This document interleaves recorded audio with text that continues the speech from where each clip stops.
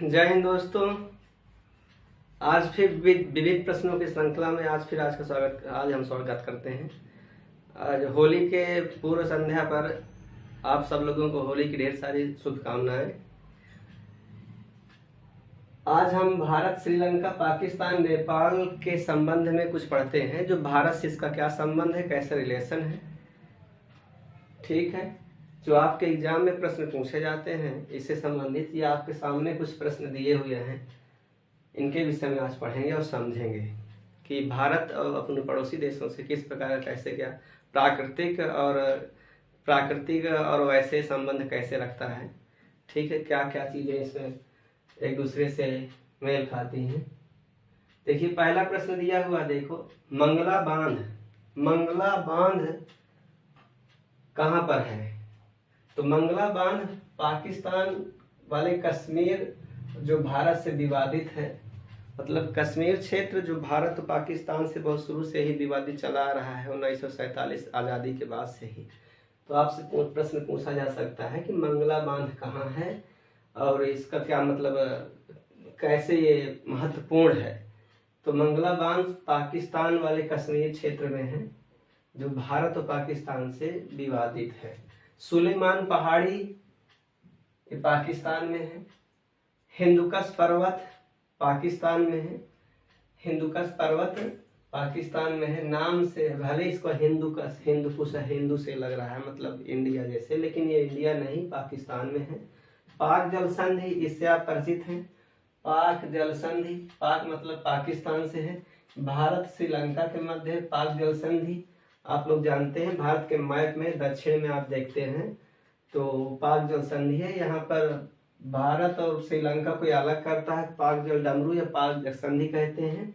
और मन्नार की खाड़ी जो तमिलनाडु में है, मन्नार की खाड़ी और बंगाल की खाड़ी जो इधर पूर्वी भारत पूरब की तरफ है, बंगाल की खाड़ी और मन्नार की खाड़ी को ये जोड़ता है।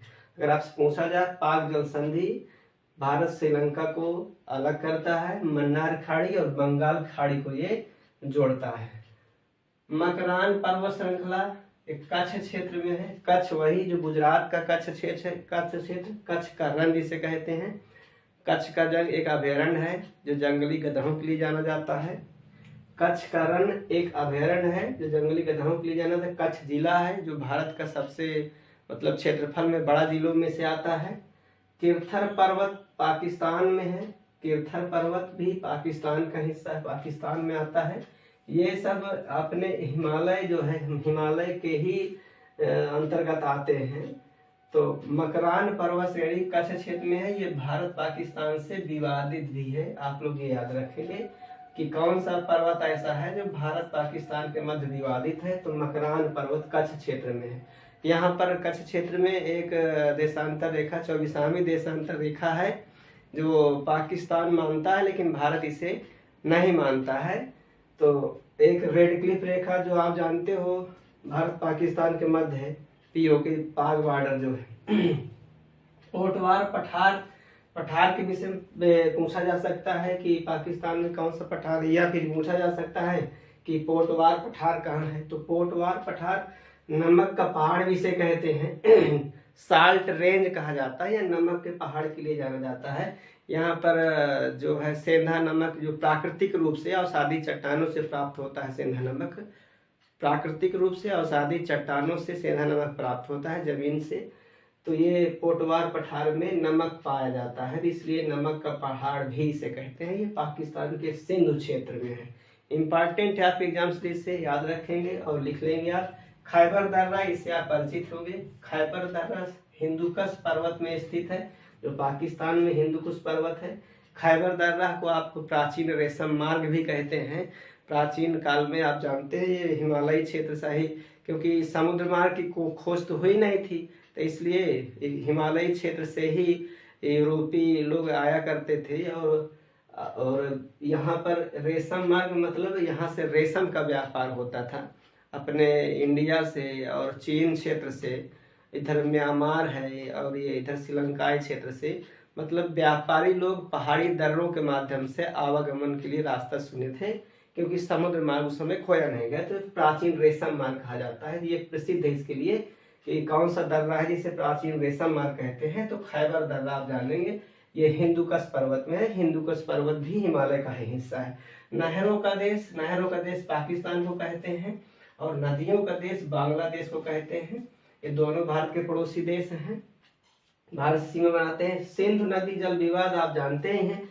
सिंधु नदी जो है तिब्बत के मानसरोवर झील से निकलती है। लगभग 2900 किलोमीटर इसकी लंबाई है और भारत के जम्मू कश्मीर लद्दाख होते हुए ये पाकिस्तान में प्रवेश करती है और पाकिस्तान होते हुए फिर ये अरब सागर में जा करके गिर जाती है, वही कच्छ के क्षेत्र वगैरह में। ठीक है, तो ये इसका विवाद है, इसका पानी को बंटवारे को लेकर विवाद है, जिसमें हालांकि 1960 में एक समझौता हुआ था सिंधु नदी जल विवाद से संबंधित, लेकिन फिर भी अभी भी यहाँ पर इसमें विवाद होता रहता है नदियों में बांध बनाने को लेकर के सिंचाई के लिए, क्योंकि नदियाँ ही मुख्य रूप से सिंचाई और पीने योग्य पानी के लिए बनती हैं, स्रोत बनती हैं। तो रेड क्लिफ रेखा तो आप जानते हैं 1947 में बनाई गई है।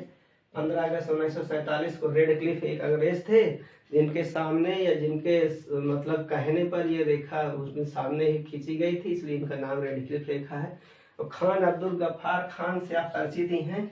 ये पाकिस्तान के ऐसे व्यक्ति हैं जो भारत के सपोर्ट में बहुत रहे, भारत की आज़ादी में इनका बहुत बड़ा योगदान रहा है और ये भारत पाकिस्तान विवाद मतलब बंटवारा नहीं चाहते थे, लेकिन फिर भी हो गया। और एक लिए ये भी जाना जाता है कि कौन से पहले विदेशी हैं जिनको भारत रत्न दिया गया था।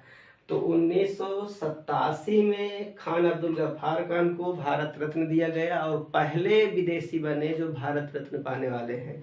वैसे आप भारत रत्न के विषय में जानते हैं, भारत का सबसे बड़ा नागरिक सम्मान है, जो आपके एग्जाम में प्रश्न अभी हाल ही में जो पुलिस का पेपर हुआ था उसमें आया हुआ था ये। और पूछा जा सकता है कि कौन कौन से ऐसे विदेशी हैं जिनको भारत रत्न दिया गया था। तो 2 विदेशी अभी तक हैं जिनको भारत रत्न दिया गया, जिसमें खान अब्दुल गफ्फार खान पहले हैं, दूसरे हैं नेल्सन मंडेला। नेल्सन मंडेला दक्षिण अफ्रीकी गांधी कहलाते हैं, उनको भी मतलब भारत रत्न दिया गया। तो 2 विदेशी ऐसे हैं जिनको भारत रत्न से सम्मानित किया गया है। भारत रत्न याद रखेंगे, भारत रत्न एक सम्मान है, नागरिक सम्मान है, इसमें राशि नहीं दी जाती है और ये अधिकतम एक साथ 3 लोगों को दिया जाता है। ठीक है, 1954 से शुरुआत हुआ। सी राजगोपालाचारी, सी.वी. रमन और सी.वी. रमन, सी राजगोपालाचारी और राधा कृष्णन जी को पहले बार सबसे पहले भारत रत्न दिया गया है। आगे बढ़ते हैं, कुछ प्रश्न और आप लोग देखेंगे। देखिए, बेद्दा जनजाति जो है श्रीलंका में पाई जाती है, बहुत महत्वपूर्ण है। बेद्दा जनजाति कहाँ पर पाई जाती है? श्रीलंका। श्रीलंका की राजधानी कोलंबो या जयवर्धने है। भारत का दक्षिणी समुद्री पड़ोसी देशों में आता है। महावेली गंगा बहुत इंपॉर्टेंट है, महावेली गंगा याद रखेंगे। श्रीलंका की सबसे पवित्र नदी है। मोती का पूर्व का मोती किसे कहते हैं? तो श्रीलंका को कहते हैं। रत्न द्वीप किसे कहते हैं? श्रीलंका को कहते हैं। पूर्व का मोती किसे कहा जाता है? श्रीलंका को कहा जाता है, याद रखेंगे। अरुण नदी नेपाल और भारत से संबंधित है। अरुण नदी नेपाल पर्वत से निकलती है, नेपाल हिमालयी क्षेत्र से निकलती है और भारत में प्रवेश करती है, याद रखेंगे। अरुण नदी कहाँ से निकलती है? नेपाल क्षेत्र से निकलती है और भारत में प्रवेश करती है। कोसी नदी से आप परिचित हैं, ये सबसे विश्वासघाती, विश्व की सबसे बड़ी विश्वासघाती नदी है कोसी नदी, से आप परिचित हैं। ये बिहार का शोक भी इसे कहते हैं। सप्तकोसी के नाम से ये नेपाल से निकलती है। सप्तकोसी के नाम पर मतलब 7 नदियों का समूह है। सप्तकोसी के नाम से कोसी नदी नेपाल क्षेत्र से निकलती है और भारत में बहती है और भारत में आकर के गंगा की सहायक नदी बन जाती है और ये पटना के आसपास जो है गंगा में मिल जाती है। त्रिशूल नदी या गंडक नदी कहते हैं, याद रखेंगे। त्रिशूल नदी या गंडक नदी, इसी को नारायणी नदी कहते हैं। भारत में इसे पवित्र माना जाता है और ये नेपाल से निकलती है और भारत के बिहार क्षेत्र में आकर के ये गंगा में मिल जाती है, बिहार क्षेत्र में आकर के मिलती है।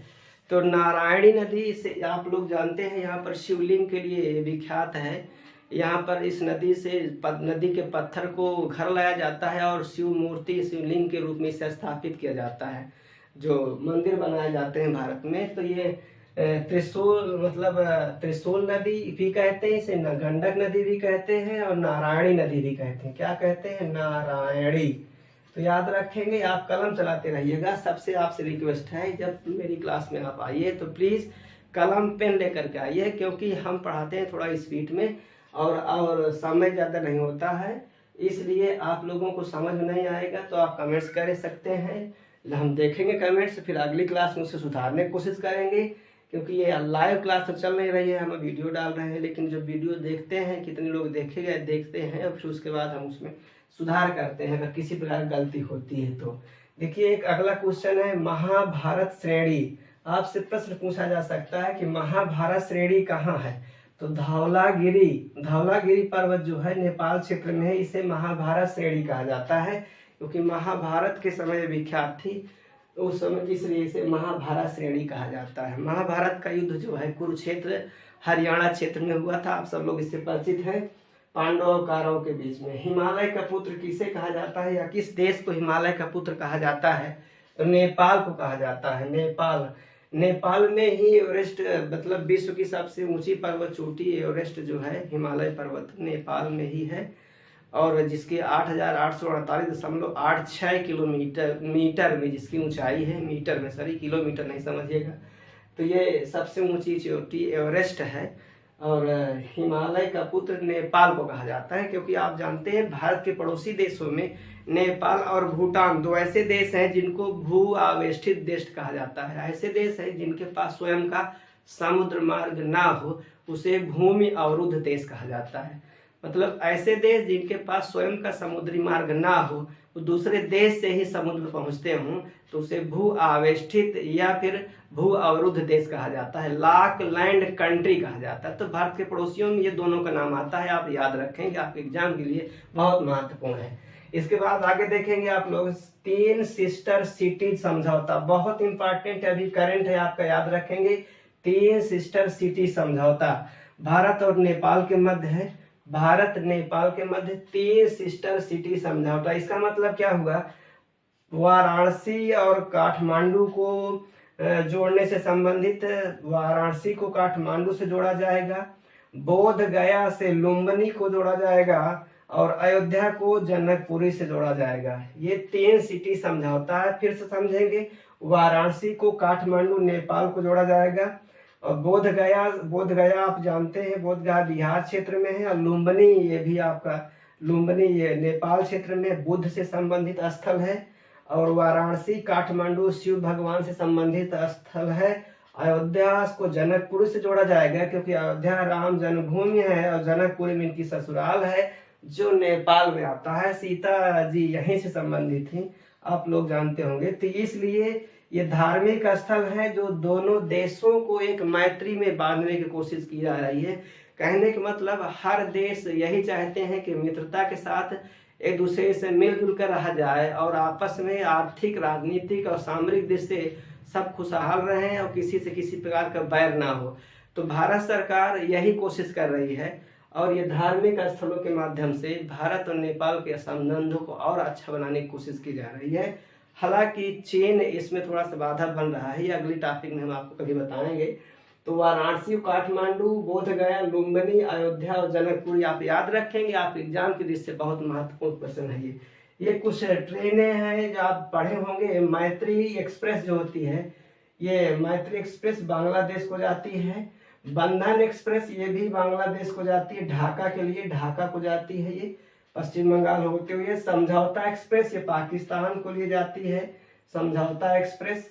और रामायण एक्सप्रेस इससे आप परिचित ही हैं, जो 2023 में अभी है। रामायण एक्सप्रेस जो है 2021-22 की है, ये नेपाल भारत को जाती है। रामायण मतलब ये है, रामायण एक्सप्रेस का मतलब ये है राम भगवान से जुड़े हुए सभी स्थलों की यात्रा कराना।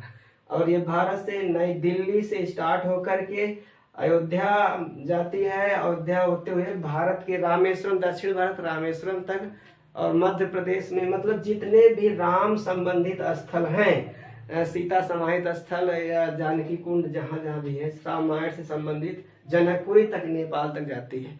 तो रामायण एक्सप्रेस से आप सब परिचित होंगे। तो इस प्रकार से आप फिर से एक बार देखेंगे, ये सभी प्रश्न आपके एग्जाम के दृष्टि से बहुत महत्वपूर्ण है। आज हम थोड़ा से आपको यही बताने की कोशिश किए हैं कि भारत श्रीलंका पाकिस्तान नेपाल से कुछ जो इम्पोर्टेंट आपके एग्जाम में प्रश्न बनने वाले थे वो हम आपके सामने रखे हैं। आज इतना ही इसी क्लास में, अगले वीडियो में फिर मिलेंगे। बस आपसे निवेदन है कि वीडियो आप जरूर देखिएगा, अपने दोस्तों को शेयर करिएगा, और इसी प्रकार हम आपके मिलेंगे। हम बड़े छोटा वीडियो बनाएं, लेकिन आपके एग्जाम के दृष्टि से, आपके सिलेबस के दृष्टि से हम आपको पढ़ाते हैं। बस आपका सहयोग चाहिए। धन्यवाद। जय हिंद, जय भारत।